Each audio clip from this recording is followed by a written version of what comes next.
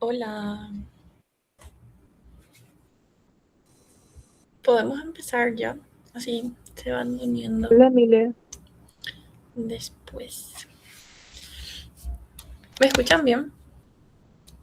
Sí, Bueno, ¿se ve mi pantalla? se ve. Dale. Yo les voy a hablar de adaptación celular, que sería la otra partecita que faltó del capítulo 2. Como vieron, es bastante largo ese primer capítulo. Em, yo creo que apoptosis lo que no se desarrolló así muy bien porque es casi todo teoría. No hay así mucho que hablar de las láminas, pero se suele preguntar en la teoría, entonces traten de estudiar para su parcial, ¿está bien? Después la parte, todo lo que dieron Gerardito y Fabio, y lo que voy a dar hoy suele salir bastante en las entregas, ¿verdad? Suele ser bastante dividido, entonces traten de darle una miradita al material. Y después para el parcial otra vez, porque se suele repetir bastante, tanto para parcial como para entrega. Bueno, entonces existen todos estos mecanismos de adaptación que son hipertrofia, hiperplasia, atrofia y metaplasia. Les voy a mostrar otra vez este esquemita, que es el esquemita que ustedes vieron con Herb, que sería, que es la base, ¿verdad?, de este capítulo. Las células en un estado fisiológico, ellas se encuentran en un estado de equilibrio, o sea que ellas se encuentran en homeostasis. Ellas están en un estado de equilibrio o siempre están tratando de regularse para llegar lo más cerca posible a un equilibrio. Entonces existen diversos mecanismos, tanto hormonales, que van, o como otros también, que van a ir tratando de mantener la célula en ese equilibrio. Cuando ese equilibrio se altera, se da el estrés, es decir, un estado de estrés es todo aquello que quita a la célula o al organismo de su estado normal, su estado de equilibrio. No hablamos de estrés como tal, ¿verdad? Como el concepto que solemos conocer en el cotidiano. Entonces, cuando hablamos de estrés celular, hablamos de todo aquello que quita a la célula de su estado de equilibrio, su estado fisiológico. Ahora, existen diferentes grados de estrés. Existen algunos grados que son más elevados, y también depende además de la magnitud de ese estrés, también depende el resultado que va a producir de la célula, depende del tiempo en que ese estrés está actuando. No es lo mismo un estrés intermitente que un estrés continuo, ¿verdad? O que permanezca por años a un estrés transitorio y que sea pasajero. Entonces, una vez que esa célula en su estado normal pasa por un proceso de estrés, generalmente cuando el estrés es, entre comillas, aguantable, la célula pasa por los procesos de adaptación. Les voy a dar, y esa adaptación puede ser fisiológica, puede ser patológica. Les voy a dar un ejemplo. Em, los cardiomiocitos su función es la de bombear la sangre, hacer con que el corazón sea una bomba. El gasto cardíaco normal es de 5 a 6 litros por minuto. Entonces, imagínense que ese gasto cardíaco aumenta. ¿Qué va a pasar con esos cardiomiocitos? Van a tener que trabajar más para bombear ese excedente que tienen de sangre, ¿verdad? Entonces, para trabajar más, van a tener que aumentar la fuerza con que se contraen. ¿Y cómo generalmente hacen eso? Aumentando su tamaño. O sea que el aumento del volumen de sangre fue el estrés que quitó esos cardiomiocitos de su homeostasis y le llevaron a un proceso de adaptación. La adaptación suele ser beneficiosa, al menos en los primeros momentos. O sea que para un inicio, para salvar a esa célula inicialmente y hacer con que ese órgano siga funcionando, la adaptación es excelente. Pero ¿qué pasa? Imagínense una célula que aumenta de tamaño, pero sigue recibiendo la misma cantidad de nutrientes. Es lo mismo que ustedes empiezan a ir al gimnasio y no cambian su alimentación, no empiezan a recibir un mayor aporte energético o una mayor concentración de proteínas. Entonces, no sirve el trabajo va a ser desproporcional a los nutrientes que está recibiendo esa célula. Entonces, como eso no cambia, la cantidad de oxígeno no cambia y de otros nutrientes no cambia, llega un punto en donde esas células van a empezar a sufrir. ¿Por qué? Porque su tamaño ya está muy grande para lo que está recibiendo. Y esto, si es que esa adaptación sigue, porque el estrés persiste, puede llevar a las lesiones celulares. ¿Está bien? Nosotros tenemos dos tipos de lesiones celulares: las reversibles y las irreversibles. Las irreversibles son las que ustedes vieron la vez pasada con los chicos, que son necrosis y apoptosis, o sea que es ya la muerte celular. ¿Está bien? Esa es la lesión irreversible. Cuando nosotros hablamos de lesión reversible, existen dos tipos de lesión reversible, y atiendan porque eso es tema de examen, que sería el cambio hidrópico y la esteatosis. ¿Está bien? Esos son los dos tipos de lesión reversible. Las adaptaciones celulares no son lesiones, son cambios reversibles que se dan en respuesta al estrés.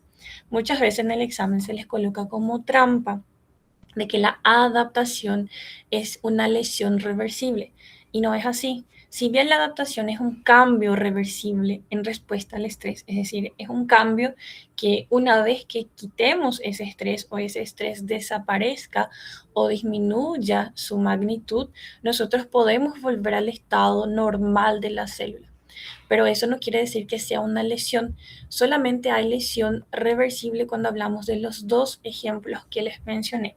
Quiero que atiendan bien eso, ¿está bien? Entonces, a mí me gusta mucho ese esquemita para que tengan una idea, un panorama general de cómo va pasando esos primeros fenómenos que ustedes van a conocer. Y si de entrada el estrés es excesivo, o tal vez la célula ya se encuentra en un estado deteriorado previo, ya es una célula que no está recibiendo un buen aporte de nutrientes o algo así, puede llevar directamente a una lesión celular, que puede ser a su vez reversible y irreversible, como mencionamos. Entonces, la adaptación son los cambios que van a ocurrir en respuesta al estrés y que son reversibles. ¿Está bien? Pueden ser un aumento del tamaño de la célula por una mayor producción de proteínas. La célula aumenta a producir sus proteínas, o sea, aumenta la producción de sus proteínas y eso aumenta su tamaño, que es la hipertrofia. Cuando hablamos de hiperplasia, nosotros hablamos del aumento del número de células, o sea que las células que conservan su capacidad mitótica van a aumentar de número en respuesta al estímulo, que es el estrés. Tenemos a la metaplasia, que es el cambio de una célula, de un tipo celular maduro por otro tipo celular también maduro. ¿Está bien? A veces algunas situaciones requieren células más resistentes. Les voy a dar los ejemplos y les voy a explicar la base fisiopatológica de esos cambios también para que tengan en cuenta. Y la atrofia, que es la disminución tanto del tamaño como del número de las células. Todos ellos hasta cierto punto son reversibles, pero puede pasar de que el estímulo sea muy excesivo o sea continuo ya por un tiempo prolongado y puede llevar a la irreversibilidad. Pero cuando hablamos de un concepto general de adaptación, es un cambio reversible, no es una lesión reversible. Y vamos a hablar primero entonces de la hipertrofia. Sepan bien los conceptos de esas adaptaciones porque suele ser tema de examen en la teoría. Entonces, como yo les había mencionado, es el aumento del tamaño de las células. Todas las células pueden aumentar su tamaño, ¿sí? ¿Cómo lo hacen? Va a haber un aumento de la actividad de la maquinaria de síntesis proteica, va a aumentar la producción de esas proteínas y la célula va a tener esa adaptación para poder, generalmente eso se da ante un aumento del trabajo. es el ejemplo que yo les di del corazón, ¿verdad? Que los cardiomiocitos pueden aumentar su tamaño para responder a un aumento del trabajo. O también, imagínense que exista una poscarga aumentada, una presión arterial aumentada. Entonces, para que el corazón pueda bombear hacia todo el sistema, la sangre va a tener que vencer una barrera de presión mucho mayor, que es la poscarga. Entonces va a tener que hacer un esfuerzo mayor. Para eso necesita células más grandes, células más fuertes, ¿está bien? Y si las células aumentan en tamaño, aumentan en peso, haciendo con que el órgano también aumente en tamaño y en peso. Por eso nosotros vemos ya las hipertrofias de la pared del corazón, por ejemplo, les voy a mostrar fotitos. Otro ejemplo podría ser en el gimnasio, ¿verdad? En el gimnasio, en la hipertrofia del músculo, ¿por qué? Porque está siendo sometido a mayor trabajo, a un mayor esfuerzo, ¿está bien? Para que vayan teniendo en cuenta. Estos casos que yo les estoy mencionando son casos patológicos, ¿sí? Ahora, un ejemplo fisiológico de hipertrofia podría ser en el miometrio, un aumento del tamaño de los miocitos, ¿sí? Del músculo liso miometrial para, en el caso del embarazo, por ejemplo, en el embarazo, ustedes saben que el útero tiene que acompañar el crecimiento de ese fetito, entonces tiene que aumentar en tamaño, ¿verdad? Esas células y también tienen que aumentar en número. Entonces pasa por un proceso de hipertrofia y también de hiperplasia y eso es fisiológico. Por ejemplo, durante la lactancia, nosotros vamos a tener un aumento del número de los acinos productores de la leche materna. Entonces, eso es un aumento del número y también es fisiológico. Entonces, vean cuáles son los ejemplos fisiológicos y cuáles son los ejemplos patológicos. El yo me acuerdo que en mi año al menos el doctor Flecha hablaba de eso y salió también en mi parcial algo así de, preguntaba los ejemplos de hipertrofia fisiológica y patológica, ¿verdad? Para que ustedes vayan teniendo en cuenta, ¿está bien? Y no todas las células pueden pasar por un proceso de hipertrofia. Existen algunas células que son muy diferenciadas ya. ¿A qué se refiere que son muy diferenciadas? Son ya, adquieren cambios muy específicos en relación a la célula madre que le dio origen. Entonces esas células ya tienen características muy específicas. Y entre ellas nosotros encontramos a los cardiomiocitos, ¿sí? El corazón puede pasar por hipertrofia, pero no puede pasar por hiperplasia, o sea que ellos ya no conservan la capacidad de división celular, ya que son tan especializados. Ellos aumentan en tamaño, pero no aumentan en número porque son muy diferenciados. Ellos pueden aumentar de tamaño, es decir, pueden pasar por hipertrofia, pero no pueden pasar por hiperplasia. Y están también las neuronas, o sea que las neuronas, ustedes saben, que no se regeneran justamente por esa propiedad de una diferenciación extremada. O sea que como ellas son muy diferenciadas en relación a las células que le dieron origen, ellas ya no conservan la capacidad de división celular. Es decir, ellas ya no van a pasar por el proceso de hiperplasia. Ellas ya no se regeneran, ya no se dividen, entonces ya no pasan por la hiperplasia. Pero sí pueden pasar por el proceso de hipertrofia. ¿Está bien? Eso también suele ser un temita a veces que suelen preguntar para que tengan en cuenta. Y sepan los ejemplos de cuál es fisiológica y cuál es patológica. ¿Está bien? Y vamos a las láminas de hiperplasia. Como ustedes están, algunos están hace tiempito ya sin ver nada de la parte de esto, yo siempre, o sea que en las primeras clases suelo colocar la parte normal y la parte patológica, ¿verdad? Por ejemplo, son los cardiomiocitos, es el tejido eh, cardíaco, en donde se ve, ¿verdad? El miocardio, se ven las células estriadas. Es una lámina, la verdad, muy linda, porque se ve esas listras que le dan ese aspecto estriado al músculo cardíaco. Acá se ven los discos intercalares que están, ¿verdad?, relacionando a las células. Se ve ese patrón en pantalón, ¿verdad?, en donde las células tienen como estos desglosamientos que le dan el aspecto en pantalón. Y lo principal es siempre reconocer cuando se trata de músculo dónde está el núcleo. En el caso del músculo estriado cardíaco y del músculo liso, los núcleos son centrales. Entonces, tanto en el corte longitudinal, ustedes van a ver, esto por ejemplo, es un corte longitudinal. Entonces, nosotros vemos en el centro de la fibra, ¿sí?, vemos al núcleo relacionado, ¿verdad?, al citoplasma que le está rodeando. Entonces, vemos acá en el centro de estas celulitas, nosotros vemos al núcleo, ¿sí? El músculo liso y el músculo estriado cardíaco, sus núcleos son centrales, no se olviden de eso. Y se ve también en el corte transversal posteriormente. Y si ustedes se dan cuenta, en el tejido normal, nosotros podemos ver el citoplasma, sí podemos ver las fibras, por más de que tengan esas estructuras en forma de pantalón, son bastante organizadas. Ustedes pueden distinguir que esta es una fibra, sí, esta es otra fibra, esta es otra fibra, y así sucesivamente. O sea que yo miro esto y puedo distinguir que una preparación de músculo cardíaco y que su estructura es bien organizada. En el intersticio entre las células nosotros vemos un poquitito de material extracelular, pero no es un material extracelular muy abundante, tampoco es muy denso. No es muy denso.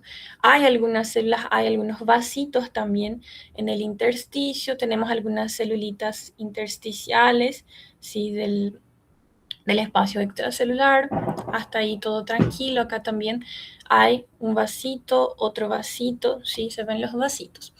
Bueno, esta es la organización de músculo cardíaco normal. Lo que quiero que presten atención es sobre todo la relación que hay entre el núcleo y el citoplasma de la célula. Si ustedes se dan cuenta, el núcleo como es central, ocupa prácticamente, en algunos casos incluso es todo el espesor de la fibra, en el corte al menos se ve. Ven que hay poco citoplasma entre el núcleo y la membrana, ¿ven? Hay poquito. Sin embargo, cuando nosotros hablamos de una hipertrofia del músculo cardíaco, nosotros ya vemos fibras más gorditas. Dijimos que ellas aumentan de tamaño. Entonces, ustedes ven el núcleo aún en el centro, pero ven mucho citoplasma alrededor. O sea que nosotros ya vemos un citoplasma abundante por el aumento del tamaño de la célula. Aún está en el centro del núcleo, pero si comparamos el núcleo incluso parece chiquito cerca del tamaño de la célula. Lo mismo acá, el núcleo y todo esto es el citoplasma de mi cardiomiocito. Entonces hay una desproporción mucho mayor comparado al anterior. Y ya no tiene esa organización, ya no es un tejido bien organizado, ya no tiene más esa estructura en pantalón. Si bien aún vemos las estriaciones, o sea que vemos esas rayas, esas líneas que se van formando por la disposición de los sarcómeros, ya no tiene más esa organización en pantalón. Sí hay algunas zonas en donde pueden ver eso, pero es mucho más desorganizado. Cada fibra va en una dirección diferente. Entonces ya tenemos dos características: un citoplasma mucho más grande, unas fibras que se disponen de forma desorganizada, y la tercera característica, que es extremadamente importante, es la cantidad de tejido conjuntivo que se ve. Se ve mucho más tejido conjuntivo en el intersticio entre las células si ustedes comparan con esta preparación o con esta preparación, en donde se ve bien organizado la estructura en pantalón. Se ven algunas celulitas que están relacionadas, como estas, se ve un poquitito de tejido conjuntivo, pero acá se ve mucho más tejido conjuntivo ocupando el espacio entre esas células. ¿Está bien? Y si ustedes miran acá, los núcleos son pequeñitos en comparación a mi fibra. Sin embargo, acá los núcleos ya tienen o sea que acá la fibra es mucho mayor, es mucho más gordita en comparación con mi núcleo. Acá la desorganización se ve muy bien, ¿sí? Si ustedes se dan cuenta, ya perdemos completamente esa organización en pantalón. Se ven la disposición cada uno a un lado. Vemos aún el núcleo central, pero todo esto es una fibra.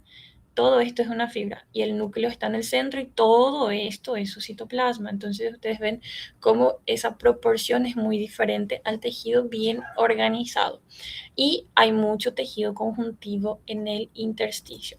Hay bastante tejido conjuntivo en el intersticio entre las células. Acá nosotros tenemos algunos puntos en donde parecen cortes transversales. Está bien desorganizado este tejido. Acá es para mostrarles cómo se vería el corte en un corte transversal, ¿sí?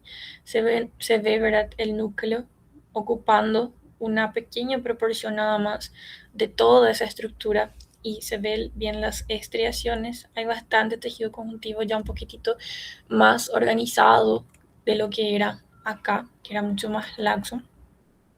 Esta lámina yo sé que no tiene tanta calidad, pero se ve bien la desorganización.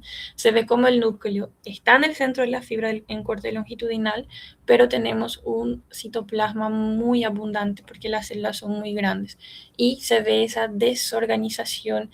Está bien desorganizada realmente la disposición entre las fibras. En algunos puntos se podría ver como una disposición en pantalón y hay mucho tejido conjuntivo, en abundancia de tejido conjuntivo. Acá, por ejemplo, se ve también todo esto son fibras y su núcleo chiquito en comparación a todo lo que es las fibras.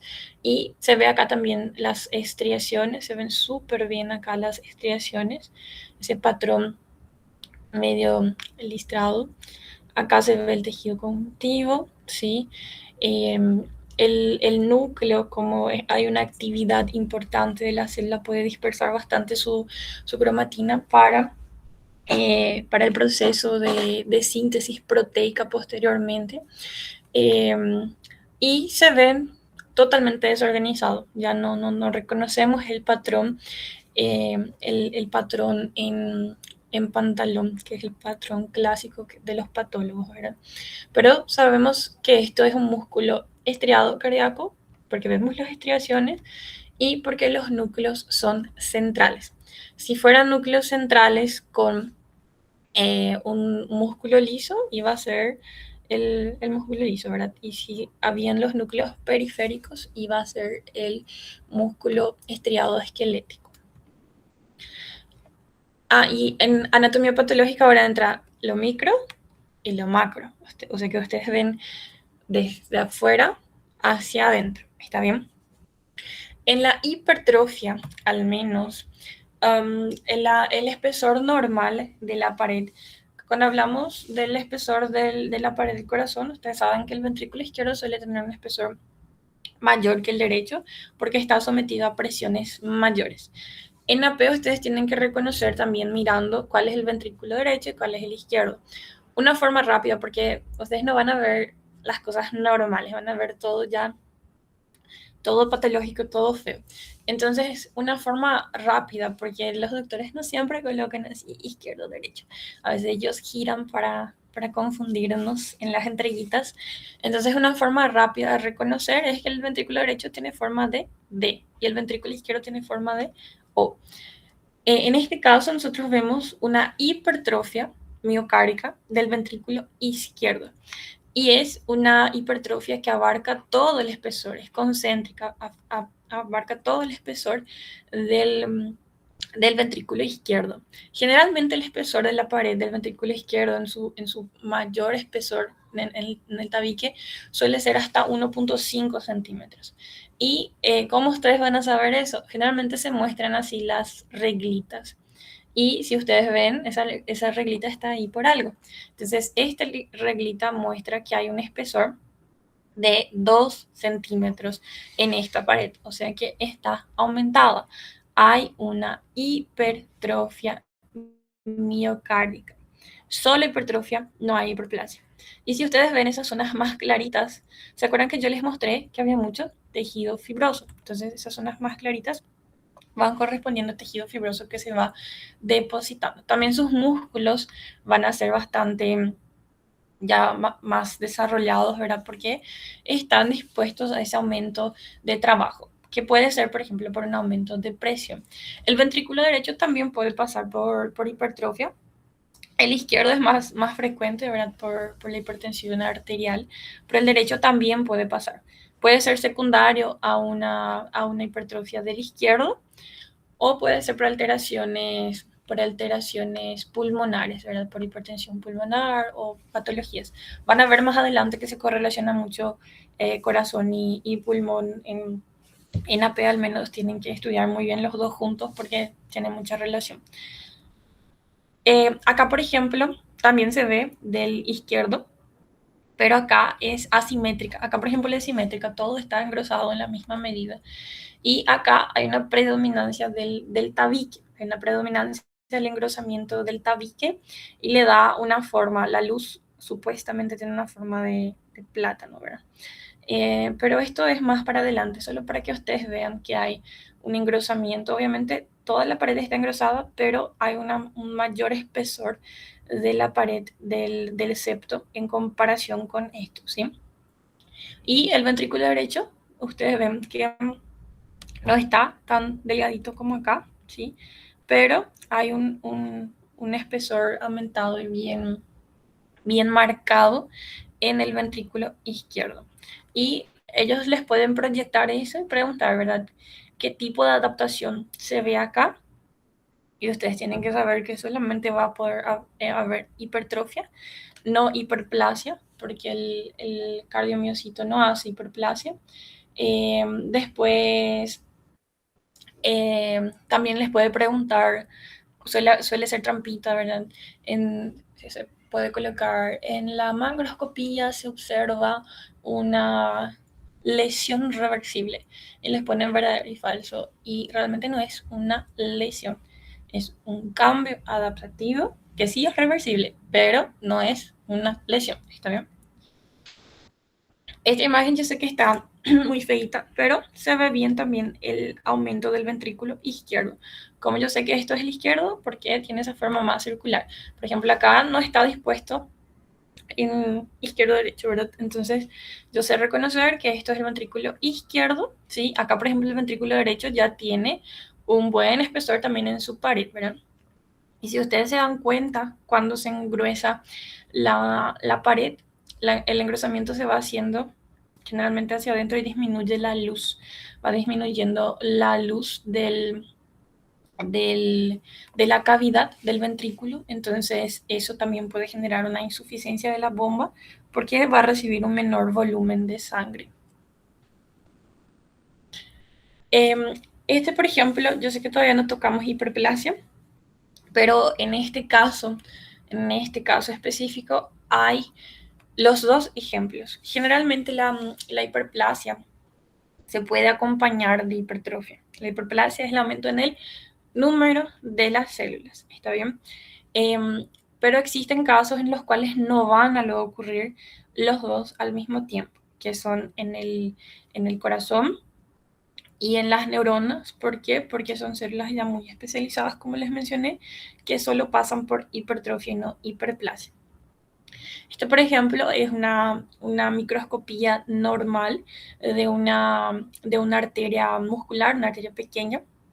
Nosotros reconocemos porque no tiene prácticamente, o sea que tiene una concentración menor de fibras elásticas, casi no se ven las fibras elásticas en comparación a las arterias elásticas, por la cantidad de capas musculares de la túnica media, ¿sí?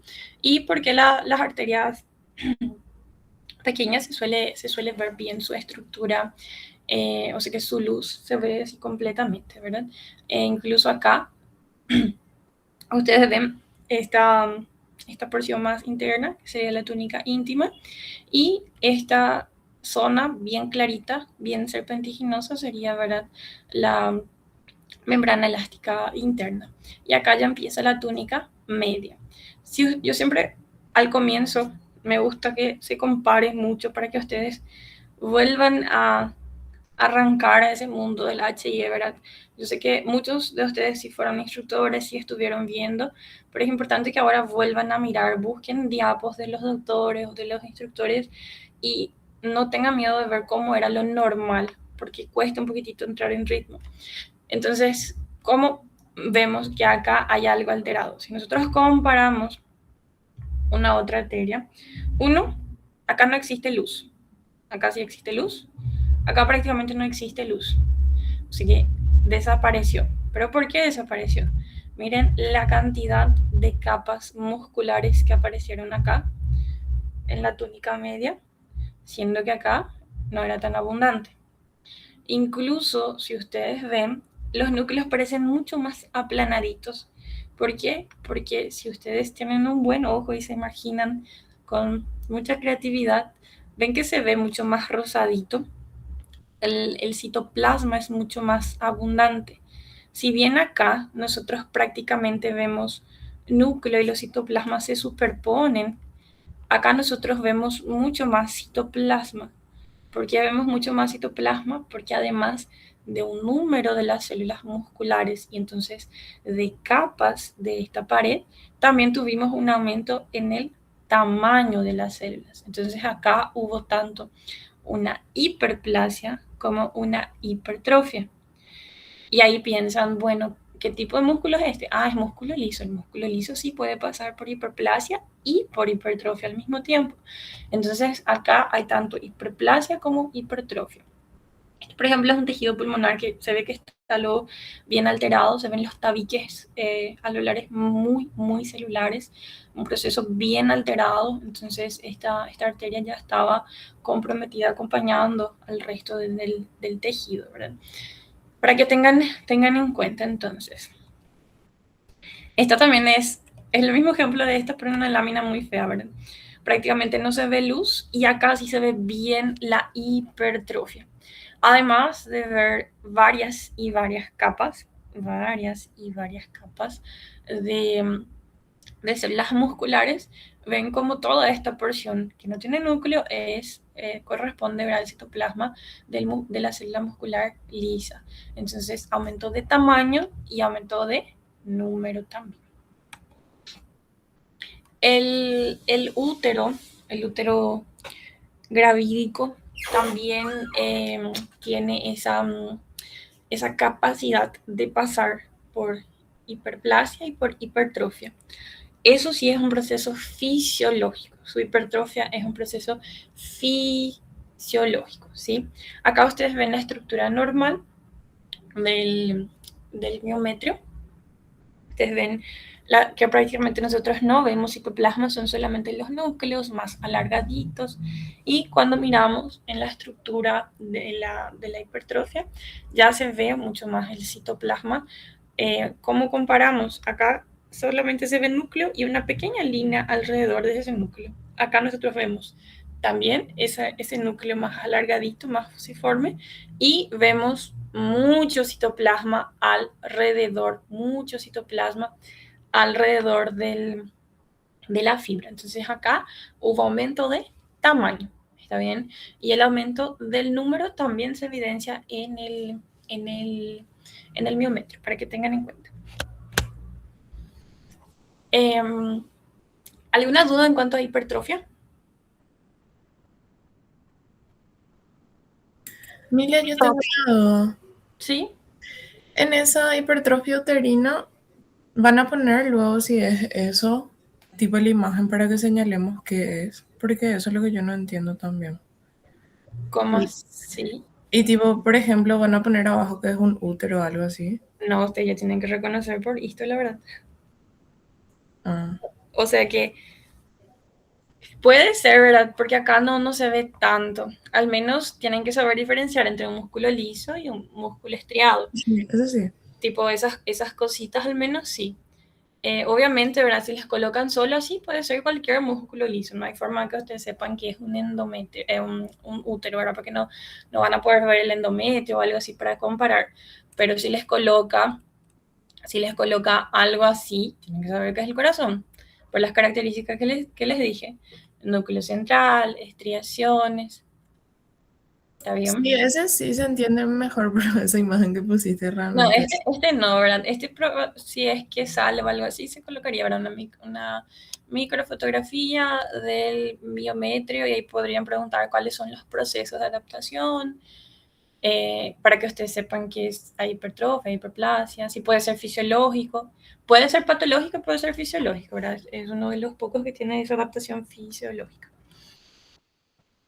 Súper, gracias, Mila. De nada. ¿Alguna otra duda?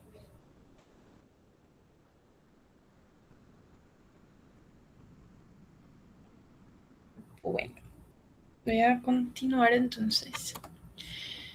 Ya dimos un adelanto de hiperplasia, ya vieron que es el aumento del número y solo ocurre en las células que sí tienen capacidad de mitosis. No se olviden de eso, que son las células somáticas que conservan la capacidad de división, o sea, que la capacidad de mitosis para multiplicar o para aumentar el número de esas células. ¿Está bien? La hiperplasia también puede ocurrir de forma fisiológica o patológica. Generalmente la hiperplasia puede deberse a un aumento de la demanda de trabajo, pero ustedes durante el año van a ver ejemplos en donde responde a un aumento de hormonas. Por ejemplo, en la próstata hay un aumento de los andrógenos. En el endometrio puede haber una hiperplasia endometrial, o sea que un aumento de las glándulas endometriales eh, por un estímulo estrogénico. Pero existe una hiperplasia fisiológica de aumento de glándulas que ocurre, por ejemplo, en los acinos mamarios durante el proceso, durante el ciclo, ¿verdad?, de la mujer. Va en una preparación para la lactancia, pero sobre todo durante la preparación para la lactancia ya durante el embarazo, durante o sea que cuando tenemos la mama en su estado activo, va a haber una hiperplasia de las glándulas, pero es fisiológico, ¿está bien? Para que vayan teniendo en cuenta. Eh, También los factores de crecimiento pueden estar implicados. El libro ahora no me acuerdo bien si da así algunos ejemplos de algunas vías o algo así, pero realmente se estudia bien así, por ejemplo, la fisiopatología o la patogenia de la hiperplasia prostática se estudia en próstata, o la patogenia y los factores de la hiperplasia endometrial se ve eso en endometrio. Entonces, tal vez el libro trae algunos factores de crecimiento o algo así. Traten de saber así los principales, pero no tanto en detalles, porque eso son cosas que se dan más adelante. Es un poquitito fino, la verdad, para que ahora en el primer parcial, al menos en la parte teórica, les digo, ¿verdad? Ya les pregunten. Eh, y ese aumento del número, obviamente puede ser también por alguna necesidad que aumenta en el cuerpo, pero generalmente van a responder, ¿verdad?, a esas hormonas. Son los ejemplos que nosotros más vemos. Eh, Acá yo les dejé anotado para que después ustedes lean, pero ya les mencioné, ¿verdad?, la hiperplasia endometrial que responde a los estrógenos y la hiperplasia que responde a los andrógenos. Yo sé que confunden un poco los términos, ¿verdad? Hiperplasia, metaplasia, después van a conocer neoplasia, displasia, pero tengan en cuenta que la hiperplasia es un aumento del número de células, son células maduras, está bien, son células maduras, y no es algo maligno, no es algo necesariamente, no quiere decir que va a formar un tumor o algo así. Es un aumento del número de células. Ahora, ¿qué pasa? Imagínense que hay un estímulo hormonal excesivo. Y yo les dije que esa hiperplasia ocurre por mitosis. Y las células se están dividiendo en una velocidad creciente. Entonces, eso aumenta el riesgo de mutaciones. O sea que aumenta el riesgo de que haya una alteración durante esa división que me genere progenies defectuosas. Y esas progenies defectuosas pueden generar neoplasias, que son ya la proliferación excesiva e independiente de una célula que puede generar, ¿verdad?, ya los tumores. ¿Está bien? O sea que la hiperplasia no es un tumor. ¿Aumenta la célula? Sí aumenta la célula. Pero ella como tal no es un tumor.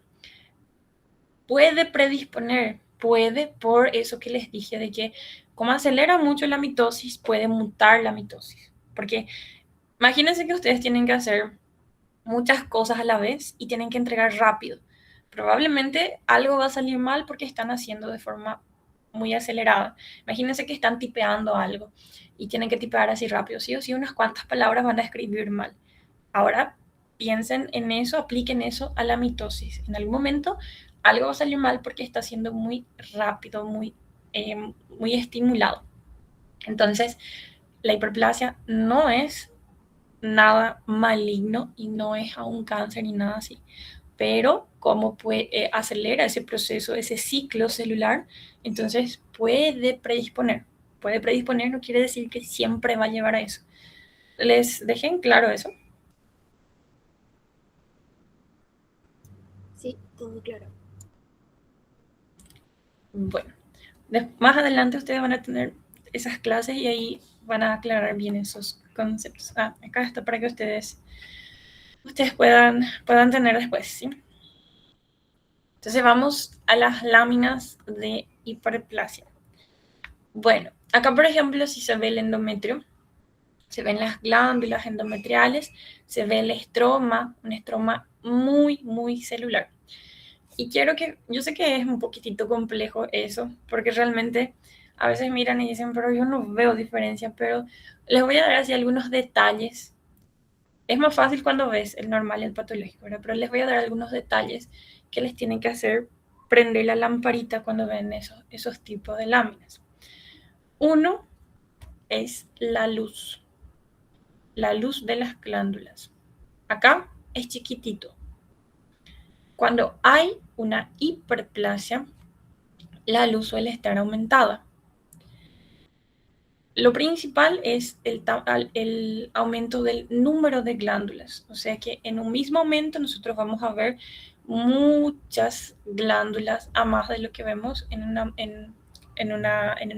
un tejido sin esa hiperplasia. Entonces, el estímulo hormonal va a generar un aumento del número de glándulas. Generalmente ellas están así separadas por bastante estroma. Cuando hay hiperplasia, ellas suelen estar más pegaditas, suelen estar muy próximas entre ellas, a veces con poco estroma entre ellos. O sea que si nosotros miramos esto, hay más estroma que glándulas. Si nosotros miramos esto, hay más glándulas en comparación al estroma. ¿Está bien? Ahora bien, la luz es otra característica que yo les dije que es súper importante porque va a estar aumentada y a veces también se suele ver una desorganización en, en el epitelio que conforman esas glándulas endometriales. Suele estar más desorganizado porque hay un aumento de células, es una hiperplasia. Entonces, a veces suele estar desorganizado, pueden incluso ser más tortuosos. En esta lámina realmente no se ve tan bien, pero acá se va a ver mejor. Esto, por ejemplo, es una próstata normal.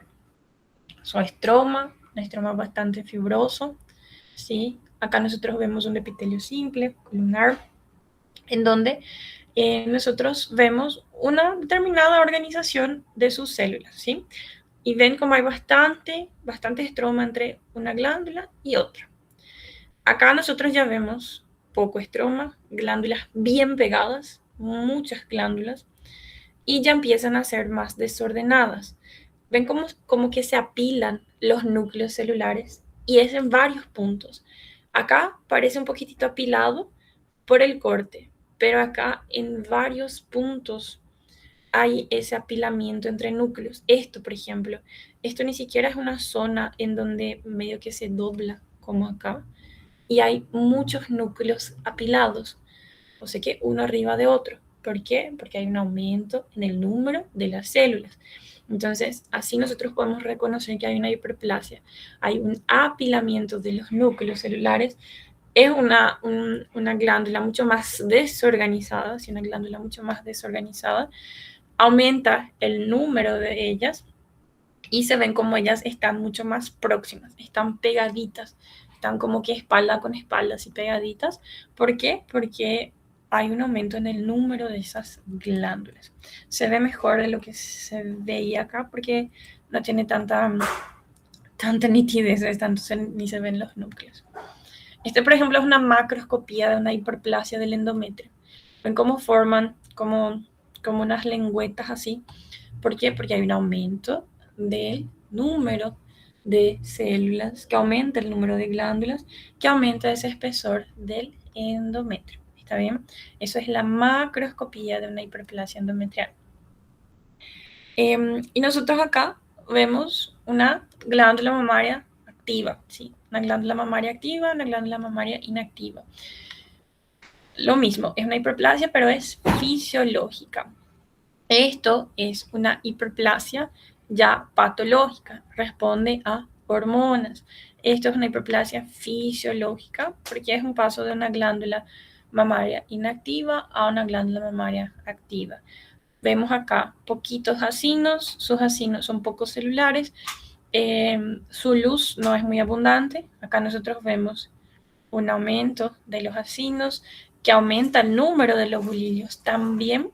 Y si comparamos la cantidad de lobulillos con la cantidad de estroma, acá también se ve 1, 2, 3, 4, 5, 6 lobulillos prácticamente y poquito estroma. Acá se puede evidenciar mucho estroma. También hay mucho tejido adiposo.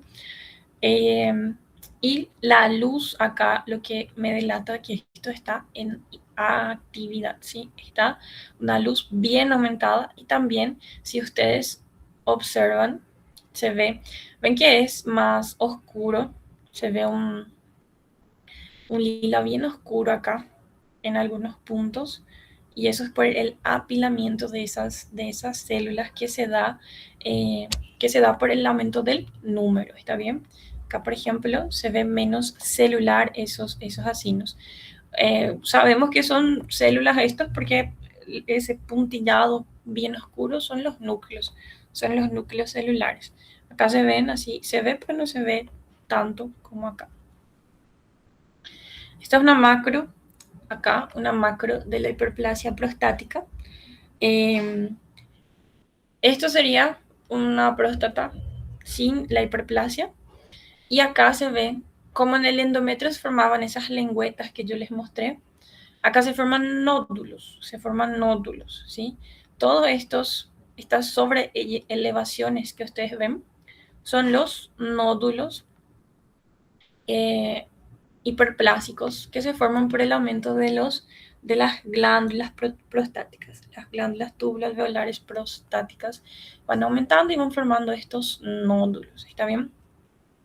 Acá también se ve bien en la porción periuretral, se ven los nódulos, esa estructura bien nodular de la hiperplasia prostática. Generalmente ellos suelen usar esta lámina en sus evaluaciones. Esta van a ver como unas 3 veces. Esta también. Suele salir bastante esas láminas. Y esta microscopía yo les había mostrado una estructura más normal, más organizadito, ¿sí? Y acá mucho más desordenado. En esta lámina me gusta más porque se ve mejor la estructura bien columnar, ¿sí? Bien columnar en un aumento mayor. Se ve la estructura columnar y se ve que es mucho más organizada. Hay puntos en donde se ven como esas papilas, esas sobreelevaciones, pero es nada más por la disposición de de la glándula, ¿está bien? Sin embargo, cuando nosotros miramos un epitelio hiperplásico, nosotros vemos que aumenta mucho como esas protrusiones hacia la luz. Acá son en algunos puntos, justamente por la anatomía de la glándula, y casi no hay superposición de los núcleos. Sin embargo, acá, si ustedes observan esto, miren esta glándula, está totalmente desorganizada. Nosotros ya no vemos un patrón como es acá de un núcleo más basal, ¿verdad? De un núcleo más basal. Vemos los núcleos totalmente desorganizados en varios niveles diferentes, bien apilados en muchos puntos. Prácticamente solo acá y acá vemos una estructura simple, ¿verdad? Acá está totalmente apilado. Acá también muchos núcleos apilados. Se ve que como van aumentando esas células, ellas eh, van protruyendo hacia la luz, formando como esas papilas que van protruyendo hacia la luz. Acá también ven como los núcleos están bien desorganizados en varios puntos y la secreción está súper aumentada. La secreción está bien aumentada. Eso que ustedes ven en la luz es la secreción prostática, ¿está bien? La secreción prostática. Acá vemos arenillas prostáticas. Acá también se ve las arenillas en su luz. Y en este caso, como el número de glándulas como está en un aumento importante, nosotros no vamos a poder decir si en toda la extensión está así tan aumentada, porque acá nosotros estamos viendo un lobulillo, por eso vemos tantas glándulas, pero lo principal que nos va a mostrar acá son los núcleos, el apilamiento de los núcleos.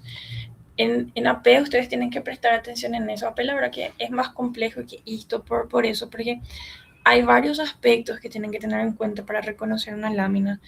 Muchas veces no es solo un punto, tienen que mirar por varios lados, tener toda esa perspectiva, así que tienen que entrenar bien sus ojitos para ver esas láminas. Entonces la hiperplasia, ustedes van a ver así muchos núcleos. Y también el aumento del número. Acá se ve más evidente el tamaño del número de glándulas, si comparado, ¿verdad?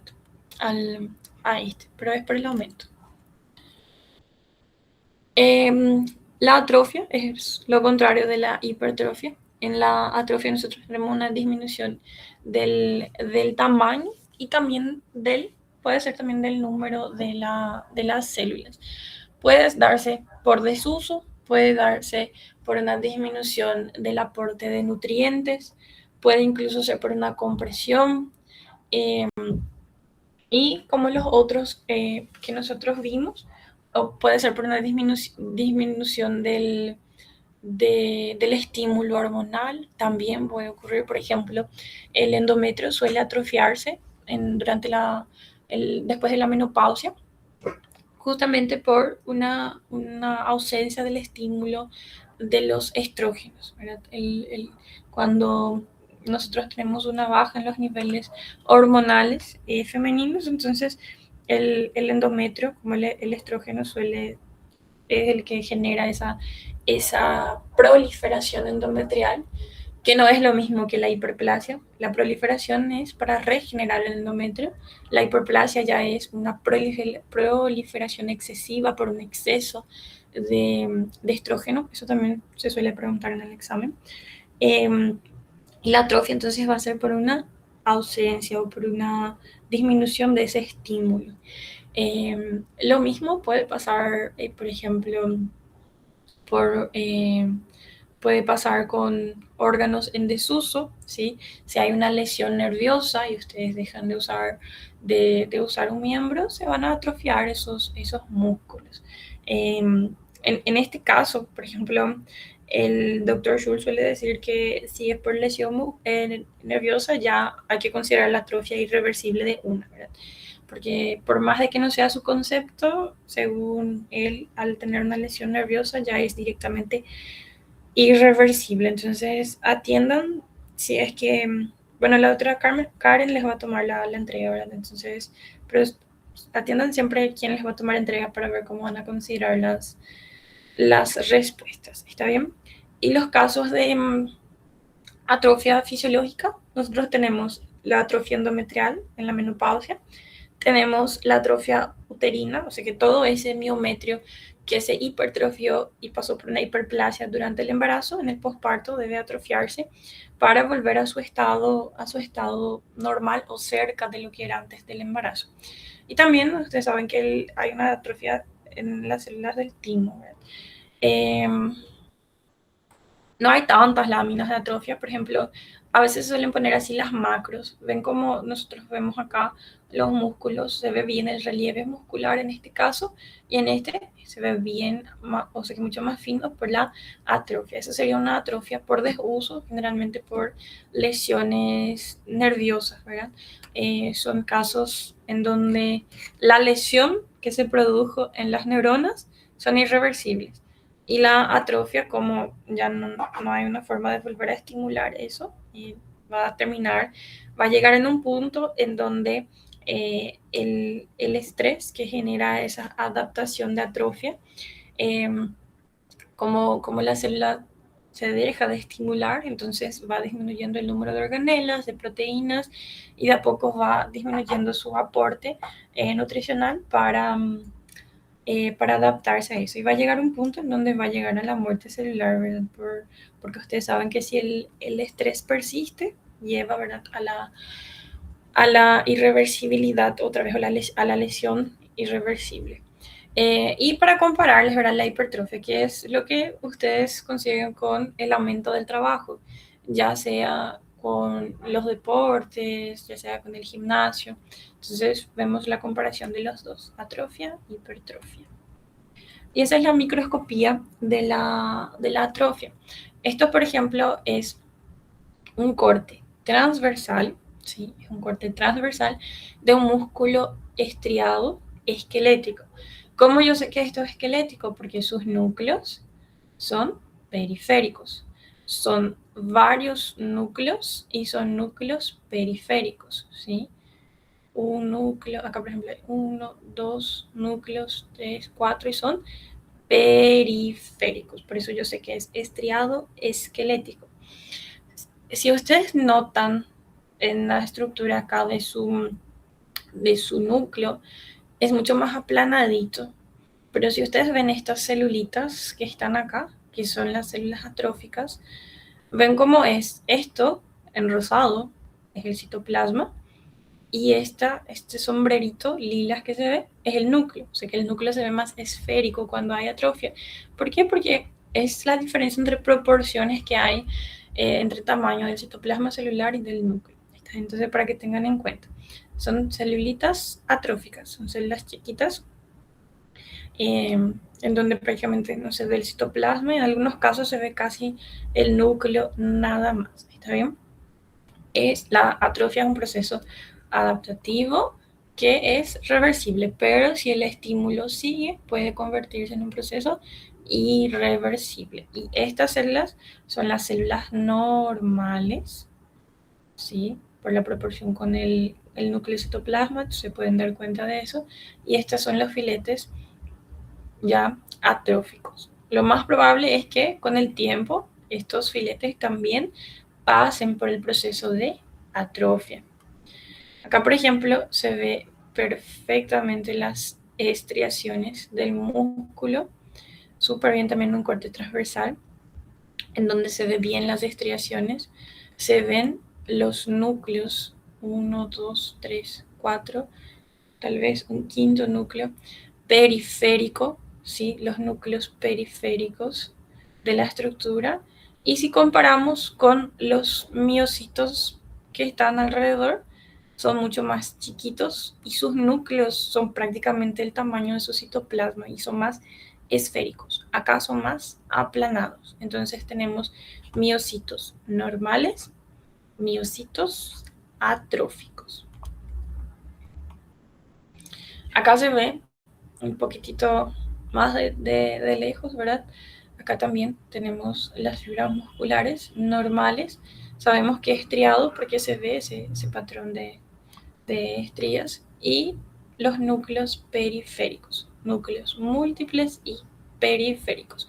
Acá se ven también núcleos periféricos, pero como les dije, más esféricos, son núcleos más esféricos y casi o del mismo tamaño del citoplasma.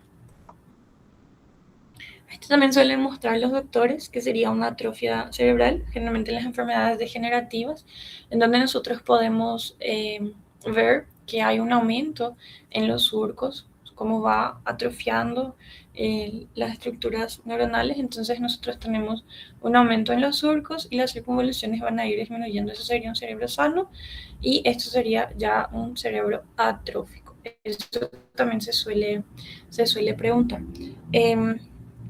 Pero como esas patologías generalmente son irreversibles, entonces acá difícilmente podamos revertir esa atrofia. Entonces atiendan bien el contexto en el cual se les está preguntando.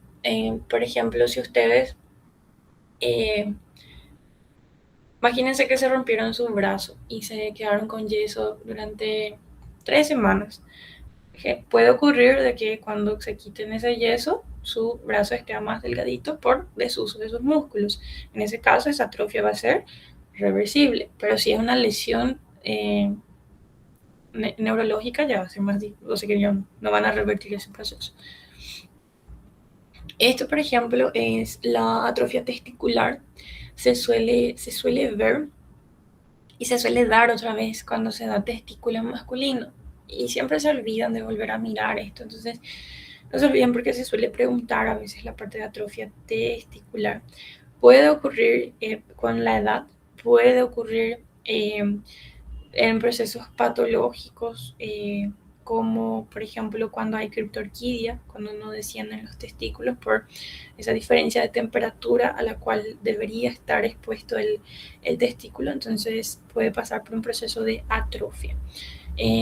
Pero realmente ahora no creo que eso sea un tema para ustedes. Generalmente el atrófico ya suele presentar, ya no suele más presentar las espermáticas, el epitelio seminífero ya no suele más estar presente porque como es atrófico es un testículo o sea que va a ser una persona infértil, ¿verdad? Entonces ese epitelio en donde que generan los espermatozoides ya no vamos a ver prácticamente solo a las células eh, a las células intersticiales. Y la metaplasia, en la última parte que vamos a dar, es también un proceso adaptativo, también es reversible. Y atiendan bien su concepto, porque después van a volver a usar ese concepto cuando hablen de cáncer. La metaplasia es un proceso adaptativo, reversible, en donde un tipo celular maduro es sustituido por otro tipo de celular también maduro.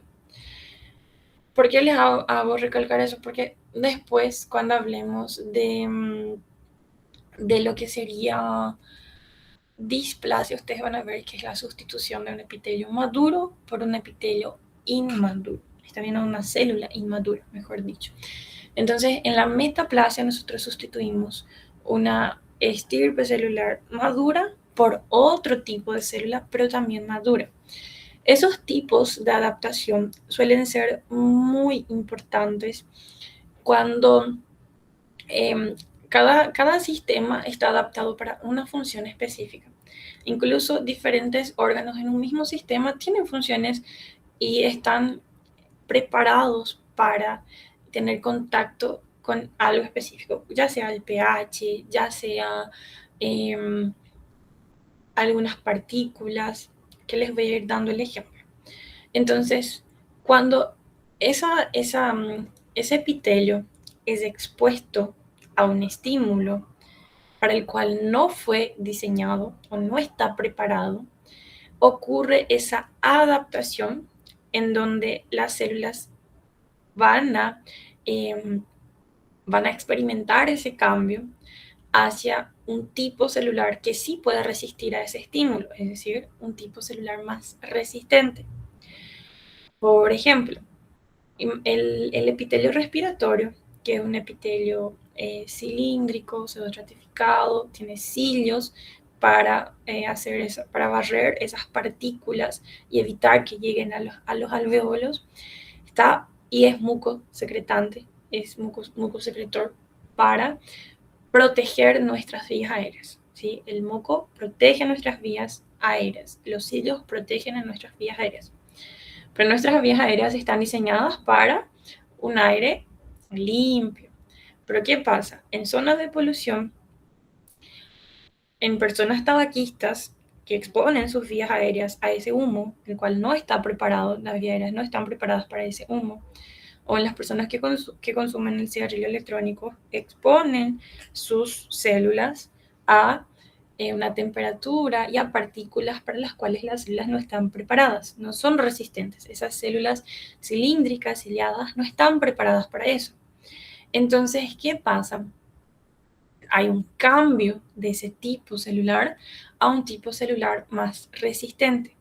El epitelio más resistente es el epitelio plano estratificado. Entonces, ese epitelio, que antes era un epitelio cilíndrico, mucosecretante, se convierte en un epitelio plano estratificado. O sea que hay una metaplasia escamosa. Cuando hablo de una metaplasia escamosa, quiere decir que ese epitelio escamoso, maduro, sustituyó un epitelio cilíndrico. Y eso se suele dar, por ejemplo, en los pacientes tabaquistas. Como les digo, la metaplasia es un cambio reversible y no es un cambio maligno. Pero si es que ese estímulo sigue y sigue, eso puede generar mutaciones celulares que sí ya van a las extirpes inmaduras y también pueden llevar a la malignización. Entonces, cuando se detecta a una metaplasia, aún se revierte, o sea que aún se puede revertir siempre y cuando se quite el estímulo de estrés. En el caso del tabaquismo sería el humo de tabaco. En el caso de la polución es disminuir, ¿verdad? La polución ambiental. En el caso, hay otro caso importante, ese que les mencioné es una metaplasia escamosa, pero puede existir también una metaplasia llamada metaplasia intestinal, que sería el esófago de Barrett. El esófago tiene, ¿verdad?, una comunicación con el estómago, pero el esfínter esofágico impide que haya un reflujo del ácido clorhídrico hacia el esófago. El esófago, su epitelio es un epitelio plano, estratificado, no queratinizado, es un epitelio muy resistente porque debe resistir a fricciones importantes con el bolo alimenticio. Entonces, ¿qué pasa? Ese epitelio tan resistente no está preparado para recibir el jugo gástrico, que es súper ácido. Y el estómago también se comunica con el intestino delgado, pero el intestino delgado sí ya está preparado para recibir ese bolo ácido que es neutralizado por el bicarbonato. Entonces, como el epitelio intestinal sí está preparado para recibir ese jugo gástrico, en el caso de que ocurra un reflujo desde el estómago hacia el esófago, ese epitelio plano del esófago se daña, ¿sí? Va a alterar su homeostasis porque no está preparado para el ácido, entonces se adapta. ¿Y cómo se adapta? Se convierte en un tipo celular más resistente, que sería, ¿verdad? Las células se convierten en un epitelio intestinal, un epitelio cilíndrico mucosecretante, que es ese moco producido por las células intestinales contiene el bicarbonato que neutraliza a ese ácido del estómago. ¿Está bien? Entonces, ustedes van a ver que van a encontrar epitelio intestinal, donde debería estar el esófago. Y ahí sí ustedes tienen que conocer la parte histológica, porque ustedes tienen que saber si les muestra una lámina de esófago y en vez de tener un epitelio plano, estratificado, no queratinizado, tiene un epitelio columnar mucosecretante, ahí ustedes ya tienen que abrir ojito y decir, epa, epa, esto no debería ser acá. Entonces es una metaplasia, se trata de una metaplasia. O si les muestra la pared bronquial o la pared alveolar, en donde generalmente nosotros tenemos, por ejemplo, en los alveolos nosotros solemos ver así solamente una capita de células, ¿verdad? Formando esos tabiques, formado por los neumocitos. Y cuando nosotros miramos y vemos que hay células escamosas ahí, ojito, si hay células escamosas ahí es porque algo está mal, no debería estar ahí y hay una metaplasia. En estos casos, sí los doctores les van a decir, les voy a mostrar las láminas y les voy a dar ejemplo de cómo los doctores les van a decir, pero para eso ustedes tienen que saber cómo es el epitelio de un estómago, cómo es el epitelio de un esófago, cómo es el epitelio intestinal, cómo es el epitelio, cómo se ve el pulmón en la microscopía. Entonces tienen que ir repasando estas cositas. Y vamos a las láminas. Imagínense un poco que les muestra así. Esta lámina les pone en la entrega y les dice que esto es la unión gastroesofágica. Les pone solo así, no les va a decir que es una metaplasia porque ustedes tienen que hacer ese diagnóstico. Y les dice que es una unión gastroesofágica. Bueno, el epitelio gástrico, ustedes no deberían ver ese epitelio columnar simple, mucosecretante, como ustedes ven acá. Mucosecretante tiene esas como estas burbujitas más claritas arriba. ¿Está bien? El epitelio esofágico sí, un epitelio plano, estratificado, no queratinizado. Entonces, ¿qué pasa? Este epitelio está muy, es muy resistente a zonas de fricción, ¿sí?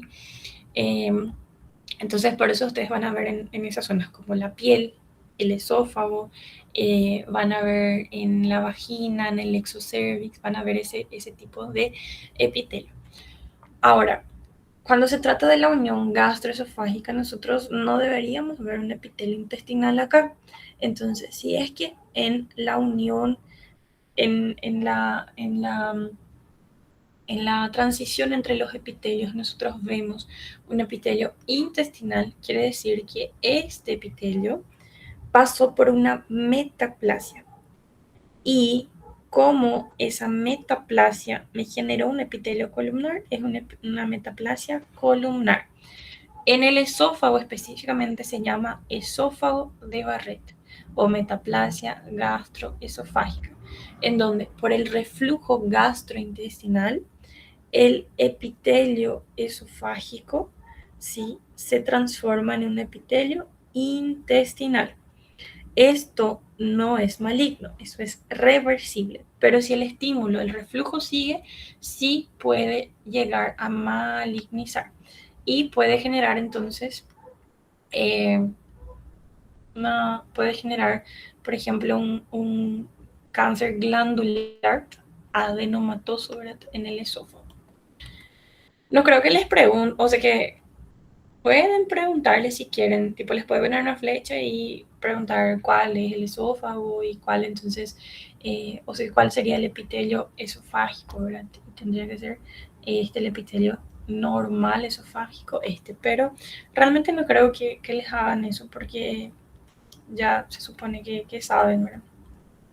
Esa lámina no se ve tan bien, pero otra vez, acá se ve el epitelio plano, estratificado, ¿sí? Acá siempre la última capa es la que nos define el tipo realmente. Entonces, acá nosotros vemos la porción más superficial, más aplanadita, ¿sí? Entonces, esto sería el epitelio esofágico, entre comillas, normal. Y acá nosotros ya vemos cómo va transicionando hacia un epitelio columnar y que tiene glándulitas secretoras que van a secretar ese moco que es capaz de neutralizar el ácido gástrico, ¿sí? Y acá nosotros también vemos las glándulas que están en la zona de la submucosa. Y esto, por ejemplo, ya está bien alterado, ya no es más normal y lindito como está acá. Acá ya se está alterando, o sea que el estímulo sigue y eso puede ir generando una progresión hacia una neoplasia posteriormente. En la macroscopía, ustedes siempre van a ver el epitelio plano, eh, estratif plano estratificado, el escamoso, como blanco. Todas las lesiones que son escamosas se ven bien blanco en la macroscopía. Guarden esa información, ¿sí? Entonces, generalmente, en este sí se ve bien blanco. Entonces, esto es el epitelio escamoso. Ese rosa más pálido es la mucosa gástrica. Y ven cómo hay puntos en la unión gastroesofágica que se ven más rojizos. Esos puntos más rojizos corresponden a la mucosa, a la mucosa intestinal, o sea que son zonas de metaplasia intestinal o acá se ve un esófago de Barrett. Acá generalmente debería ser así más, una transición más bien delimitada, ¿verdad? Y se ve esas estructuras así. Les voy a buscar porque tengo otra lámina en la parte de digestivo, realmente tengo una lámina más linda donde se ve el esófago de Barrett en una macroscopía. Les voy a mandar en el grupo más tarde para que puedan ver cuando termine la clase. Eso entonces sería una metaplasia intestinal. También está la metaplasia respiratoria, que es una metaplasia escamosa. O sea que nosotros tenemos un epitelio cilíndrico, pseudoestratificado, ciliado, que contiene células caliciformes, que son células secretoras de moco, que con el tiempo, cuando va siendo expuesto a esos tóxicos, van a ir convirtiéndose en un estirpe más resistente, que es el epitelio plano, estratificado, no queratinizado.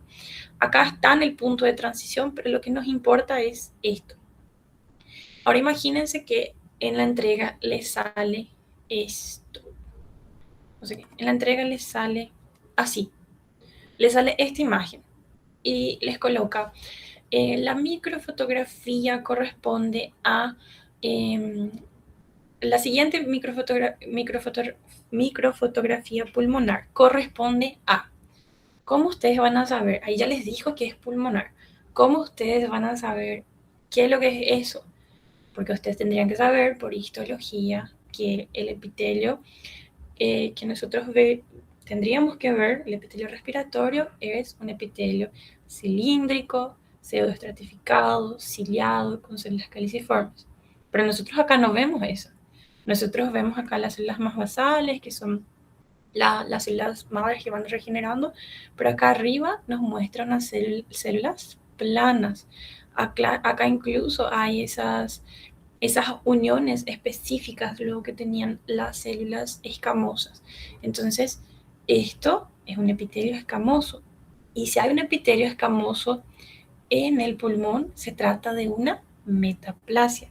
Entonces, si les sale a sí mismo y les pregunta, les habla, ¿verdad?, de que es una microfotografía pulmonar, y ustedes sabían ya por esto que esto tendría que ser el epitelio respiratorio, entonces ustedes saben que esto es una metaplasia, es un cambio adaptativo reversible, probablemente tratándose de un paciente tabaquista. ¿Está bien? ¿Se entendió eso? Sí, se entendió. ¿Se entendió cómo les pueden poner así? Ahí, por ejemplo, yo tengo una pregunta. Ahí siempre va a poner el diagnóstico de órgano o nosotros, o sea, nos puede poner simplemente la imagen y decir qué es. No, porque ustedes podrían decir que esto es un esófago, Ah, porque el tipo de epitelio no les indica que es un epitelio respiratorio. Para llevarles hacia metaplasia, sí. Pero realmente acá en AP no hay más el que es. ¿Está bien? Acá es ya cositas un poquitito más complejas. Para que ustedes puedan razonar que esto es un pulmón, es imposible. Si yo le muestro ahora a la doctora, ella va a necesitar un contexto, va a necesitar los datos del órgano, va a necesitar los datos para saber el contexto. Si yo le muestro que esto es esófago, todo bien. Esófago suele luego tener ese tipo de epitelio, todo bien, excepto, bueno, no le voy a entrar en eso, pero supongamos que esto sea un epitelio totalmente normal, ¿verdad? Entonces, bueno, si les digo que es esófago, perfecto, genial. Pero si les digo que es pulmón, ojo, pulmón no debería tener ese tipo de epitelio. Entonces, es un cambio metaplásico. ¿Está bien? Sí, Ahora, si ellos quisieran, podrían ponerle algo así, ¿verdad? Preguntar qué es. Pero realmente ellos no están más para preguntar esto. Van a preguntarles cosas de AP, ¿verdad? Obvio que alguna u otra cosita les pueden preguntar, pero no. Siempre correlacionando con anatomía patológica. Este, por ejemplo, este sí, ya les podrían colocar sin decir el diagnóstico de órgano, ¿verdad? Y hacer algunas preguntas. Por ejemplo, eh, podrían preguntar si esto es una transición. Podría ser una transición si es que yo les muestro solo así.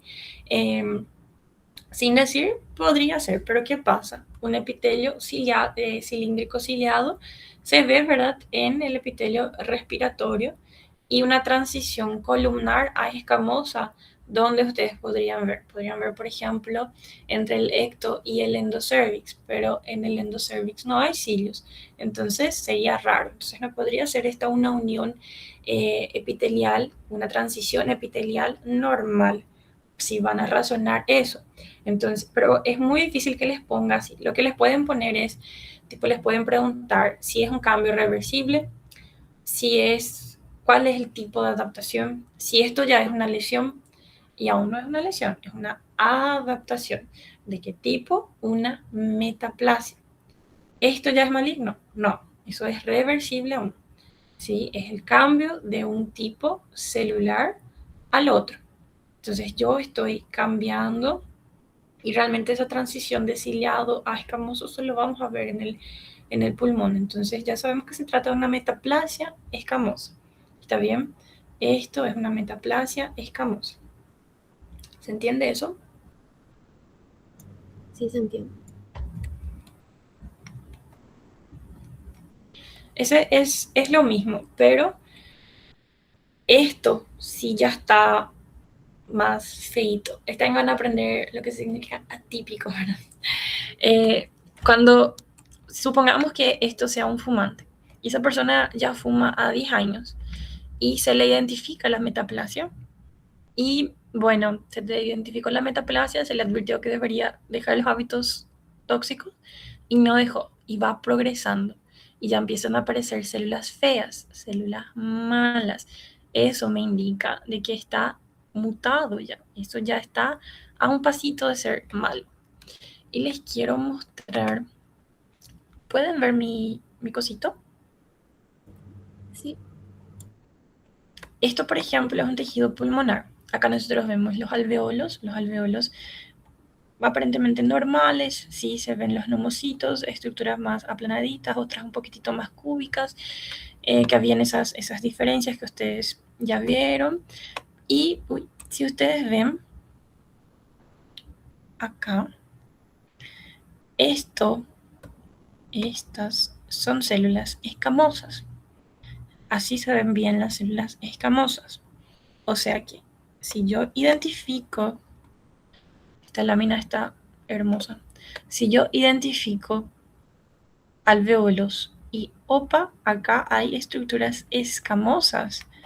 Ojo, no debería haber células escamosas en mi pulmón, más aún en el parénquima mismo. ¿Está bien? Ya en la zona alveolar. Entonces, ojito, esto es una metaplasia alveolar. Alveolar no es una metaplasia escamosa. Acá se ve con mayor aumento. Se ve con mayor aumento. La verdad que es una lámina muy linda, donde se ve bien eso.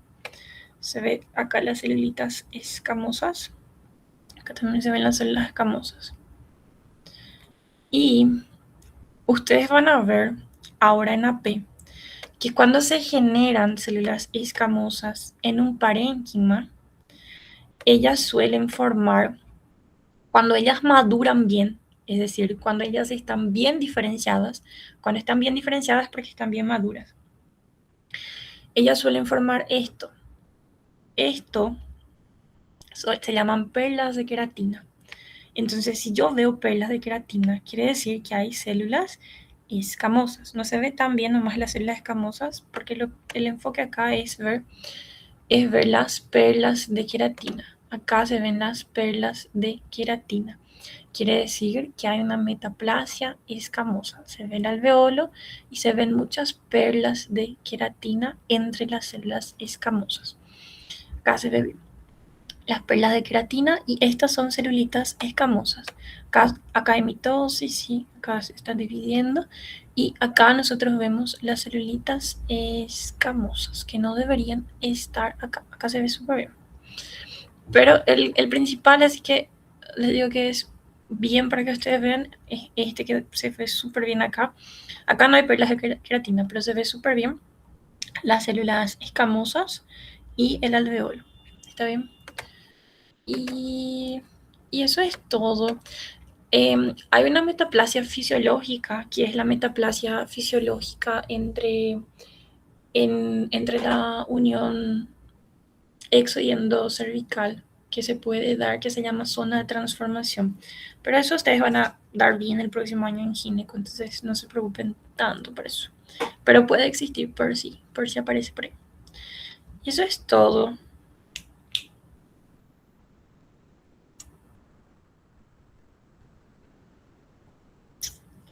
Espero que les haya servido y que les ayude en su entrega del jueves. Muchas gracias, Mile. Gracias, Mile. Chao, chao, chicos. Gracias, Mile.